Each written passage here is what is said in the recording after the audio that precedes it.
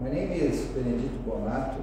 I'm a professor at the Federal University of Brazil, and I'm going to present this topic, Shifted Frequency Analysis, SFA, concepts for EMTP modeling and simulation of power system dynamics.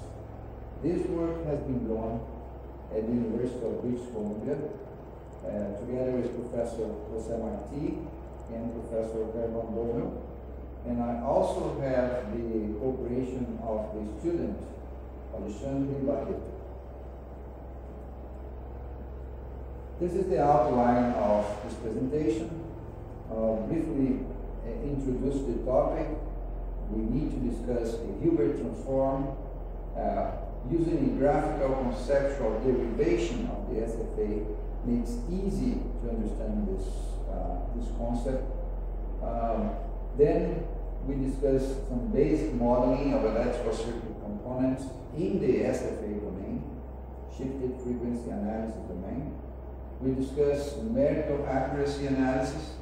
There are some test cases illustrating the usefulness of this technique to evaluate power system dynamics, and the conclusion and conclusion. The shifted frequency analysis, SFA, is mainly a technique that allows the use of time domain simulation of the system, but in another dimension. In this domain, we no longer need to represent 6 Hz signals. Using this transformation, a phasor in the steady state domain is represented in magnitude and angle, and it is constant. Whenever you are looking for small variations close to the fundamental frequency, you're going to see variations in the amplitude of the magnitude of the phasor and variations in the angle of this phasor. This is also called a dynamic phasor solution. So essentially, shifted frequency analysis is a technique that allows you to run a time domain simulation using the EMTP algorithm, but in not taking the 6 Hz component. So everything that is 6 Hz is translated to a DC if you are in steady state. And during the transient or small oscillations, you're going to have a dynamic phasor representations of voltages and currents. So, whenever you have a real valued signal, you need to produce an analytic signal, which is a complex signal. And then you shift this analytical signal, removing the fundamental frequency. This is done through the Hilbert transform. So, the Hilbert transform applied to a real signal produces a signal which is lagged 90 degrees from the real signal. For example, if you have a real signal x of t, and I apply the Hilbert transform through this signal x of t, this signal is 9 degrees lagged from the real signal. Then I can produce an analytic signal which has a real part and an imaginary part. And they have this orthogonality. So, for example, if we take a signal, A cosine omega st plus theta, well, this real signal can be represented as the real part of a complex signal, where the real part is A cosine omega st plus theta, and the imaginary part is, which is in quadrature to that, is A sine omega st plus theta. Well, this is the rectangular representation of a complex signal. You can use the complex representation, the Euler formula, A e to the power of j omega st plus theta. So the real part of this number is A cosine omega st plus theta. So this is the phasor. when we are solving a system in steady state, you don't need to represent the rotation of the phasor, because you know the frequency 6 Hz. So you take a picture and then you draw a phasor diagram to represent this. But if we want to use an analytic signal of this function, we take the Hilbert transform of this signal, which is real. And the Hilbert transform gives me a signal which is lagged 90 degrees from this. So I can build an analytic signal taking the real part and this imaginary part, which is the Hilbert transform of the real signal. So I build from the real signal a complex signal. Well, the next step is shift the signal. And by shifting, what we have is a translation of the frequency spectrum of the analytic signal. In this case, we are shifting by minus omega s, which means to produce a shifted signal, I just take the complex signal and multiply by e to the minus j omega st. And when I do that, this part cancels out. This becomes e to the power of 0, which is 1. And what is left is only the dynamic phasor representation of the signal. Of course, A may vary in magnitude, and theta may also rise during small oscillations close to the fundamental frequency. And the good thing about this technique is, if I take the Fourier transform of this shifted signal, what I have is exactly the magnitude and the angle. It's a complex signal. So A of t, the amplitude, is actually a function of time, and the angle is a function of time. This is referred to as dynamic phasor.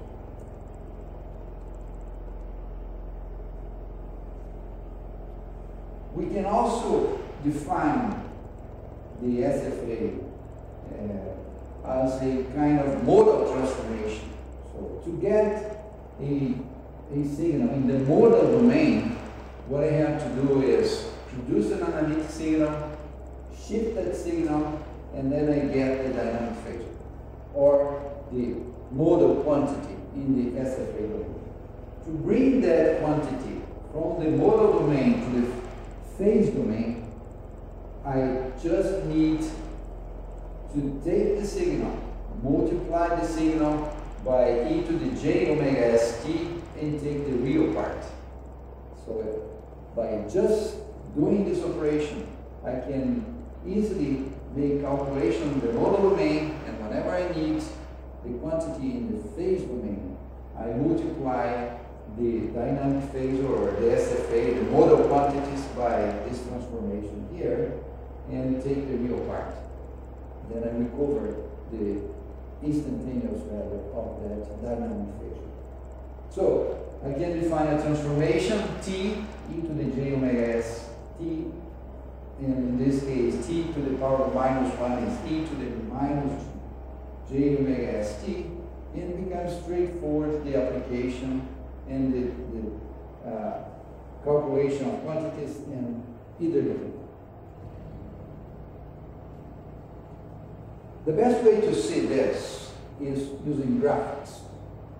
For example, if I have a real signal and I calculate the Fourier transform of that signal, we have the frequency spectrum with half of the amplitude at, for example, the fundamental frequency 6 Hz, and half of the amplitude at the negative frequency, minus 6 Hz. So real signal, they have a symmetry with respect to the vertical axis. If I have the Fourier transform of an analytic signal, I only have the full component in the positive frequency. In this case, 6 Hz. That's why I'm using analytic signal, a complex signal, to represent a real signal. And use this complex signal. Why? Because I only have frequency components in the positive side of the frequency spectrum. In this case, I'm assuming I'm having only one frequency in this signal. Well, having this analytic signal in the frequency domain, shifting this component by minus 60 brings this amplitude to 0 dc, which is this. So this is the quantity I'll be simulating, because now I'm not representing the 6 Hz component. So what is 6 Hz in the phase domain becomes DC in the modal domain. And what I'll be looking is simulating this. I would be looking into the amplitude and eventually the phase of this quantity, variations along the time. One question that is important and why using SFA is in a time domain simulation, the delta T plays a very important role in the accuracy of the simulation. For an EMTP solution, for example, you have to use the Nyquist criteria to select the size of delta T to have a reasonable answer. When we move the signal to the SFA domain, since I do not need to represent the 6 Hz component, and that becomes DC, I just need to look to variations around 0 Hz. Let's suppose these variations could be 2 Hz, for example. So I can use delta T's in the order of 50 milliseconds instead of 1 millisecond. So I can use larger delta T's to represent the same phenomenon in the shifted frequency domain.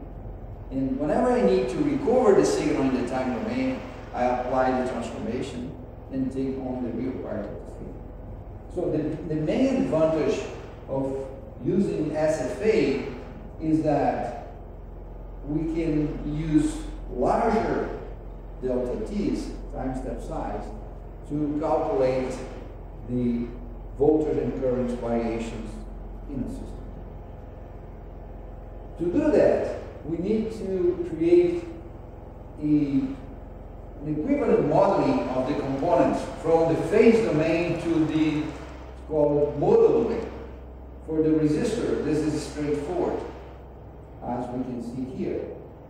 So we know the relationship between phase and modal domain, and by applying this, we easily find that the resistance in the modal domain is exactly the resistance in the phase domain.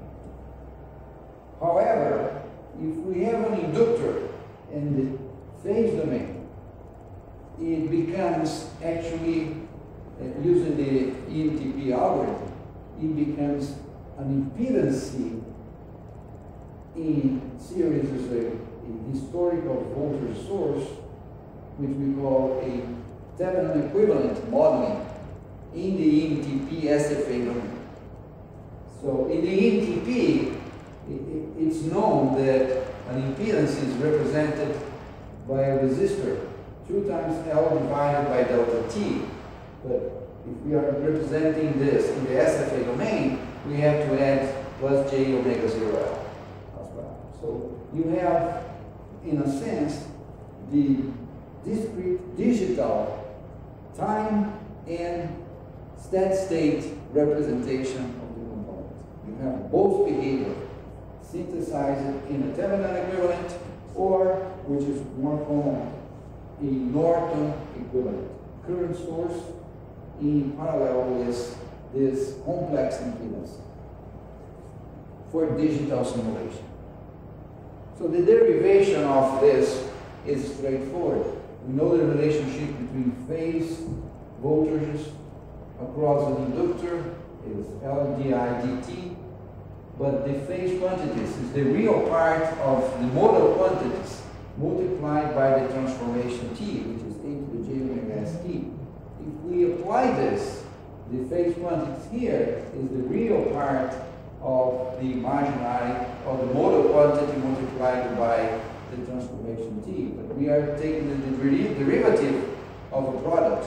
So in applying this, the properties of derivation here, you derive of the first, multiply by the second, and add to the derivative of the second, multiply by the first, you end up with this representation between the modal voltages and modal currents. And that ends up in the relationship or digital resistance 2L over delta T and imaginary impedance J omega 0 tau. The history terms are calculated accordingly, and we can also do this modeling for the capacitor as well. And we're going to find that all the quantities now becomes complex. So we are in the SFA domain, we are working with complex variables. That's the price we pay to use a larger delta T.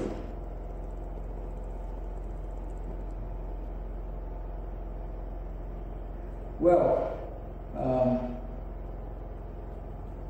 it becomes more or less evident that if we have a sinusoidal voltage source, real voltage source in the phase domain, this actually is the real part of a phasor, right? If we translate that to the, or apply the SFA transformation to a real signal like that, the cosine omega st plus theta multiplied by A, using all the properties we have mentioned before, we ended up just with the phasor, which is the magnitude and the angle. We don't need to represent the rotating of that phasor. That means that in the SFA domain, a cosine function becomes a DC function, complex DC function. Well, the usefulness of that is related to the accuracy we can have in the simulation, even when we use a larger delta T compared to an EMTP simulation. It's possible to calculate the equivalent admittance of the inductor modeled in the SFA domain in comparison to the ideal admittance, and we can derive the formula to express the error in this discrete model. We can also do this for the backward Euler. This is the picture we're going to have. So, if we have an exact representation of the admittance, there shouldn't be any error. So the error should be 0. When we use the trapezoidal, then by choosing the size of the delta t, there is an error. But what we realize is that if the frequency variation of the phenomenon is close to the fundamental frequency, I mean the delta f in per unity is small, let's say from minus 3 hertz to 3 hertz, around 6 hertz. So, I mean, you are thinking about phenomena that causes frequency variations from 50 hertz, 57 hertz, until 63 hertz. The error you're going to have by using trapezoidal depends on the delta t. But look into this. delta T from 1 cycle to 6 cycles. So if you use 1 cycle as the size of the delta T in the SFA domain, you are referring to this curve here. So the error is very, very low, even when you're having a large variation in the frequency. If you use 6 hertz, even in this case, your error would be at less than 3%. Meaning, you can use large delta T and still have an accuracy for engineering purposes. Very, very good. Okay, let's see this working. Oh, that is the error calculated. The previous group shows the error calculated with respect to the magnitude. And how about the phase, the angle? Well, for trapezoidal, we have no error in the phase. If you use the Becker-Euler integration method, then you're going to have some error. But EMTP algorithm is based on the trapezoidal, right? Eventually, Becker-Euler might be used if you have numerical oscillations. Then you might use CD8, for example. So let's think about an example. If you have a network, an RL branch, and you have a short circuit there in a network that is being reduced to a Thevenin equivalent, so what we can get from the current, the short circuit current, if we simulate that short circuit current in the EMTP, we're going to have this blue instantaneous time domain simulation. In steady state, the magnitude of this instantaneous curve will be constant. I mean, the phasor representation of this sinusoidal wave, right, becomes constant. Look during this time when you haven't reached steady state yet. We are in the transient period. So the red line is exactly the magnitude of the dynamic phasor changing along the time until it reaches steady state. So this is the magnitude of the phasor. And we are talking about the dynamic evolution of this magnitude along time. We can also see the variation of the angle of this phasor. So in steady state, the solution for the steady state short circuit current will be this magnitude with this angle. During this transient period, you can see the angle changing and the phasor changing in amplitude as well. There's another way to represent this. If I represent the phasor instead of magnitude and angle, I can represent this short circuit current plotting the real part of this complex phasor against the imaginary part. Then you can see that the magnitude is the amplitude here, which is growing. This size grows, and it reduces, oscillates, and finally this is the magnitude of the phasor of the short circuit current. And this angle here represents the steady state angle. So the dynamics of the angle you can calculate along this trajectory here. So you can see that it reaches the stable condition, and it shows that you're able to represent a phasor dynamically. If we take another case, an RLC circuit, when we have a voltage source supplying the circuit, and in this case we are using a very small delta T, 1 microsecond, just to allow us to see that this technique is really able to represent the phenomena in both domains, the time domain, EMTP solution, and the SFA domain solution. So this is what we get for the current supplying this RLC circuit. So the dotted line is the instantaneous EMTP solution, and the dark blue line represents the magnitude of the phasor.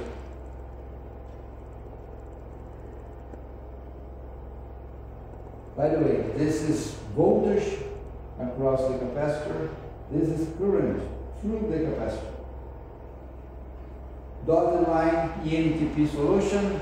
Continuous line, magnitude of the phasor, the dynamic phasor. This plot is the same quantities in the modal domain represented in real and imaginary parts. So you can see the dynamics of the system in terms of variations of real and imaginary part reaching the steady state. Similar picture for the current. Another example, using, in this case, more components, RLC and switches, with sinusoidal excitation. When we operate the switches, the results for voltages and currents across this inductor here, L1, is this one. So the circuit was operating in steady state, so we start simulation from the steady state. In this case, the voltage was, constant magnitude. So this represents the steady state solution. Phasor for this instantaneous solution for the voltage. Then the switch changes, and you have this transient period here, and again another transient period here. You open and close the switch. Then you can see that in dotted line is the EMTP solution. The continuous line is the magnitude of the phasor solution, the dynamic phasor solution. We can also see that picture in real and imaginary part. So you can see the system, evolving its dynamics until it reaches different steady state points. So it reaches the steady state solution here, and then dynamically evolving to another steady state solution. So if you take this position here, from here to here, you have the magnitude, and the angle is exactly this distance compared to the magnitude. Finally, SFA gives very accurate results for very large delta T's when compared to normal EMTP solutions. Of course, we have to look for dynamics around the fundamental frequency. Therefore, it's needed more studies to see the use of SFA in practical applications in control centers and stability studies or even transient studies. Ideally, if you're able to change the delta T along the simulation, you can then use SFA, and in steady state, delta T could be really, really, really large because there's no oscillation. When you have a transient comes in,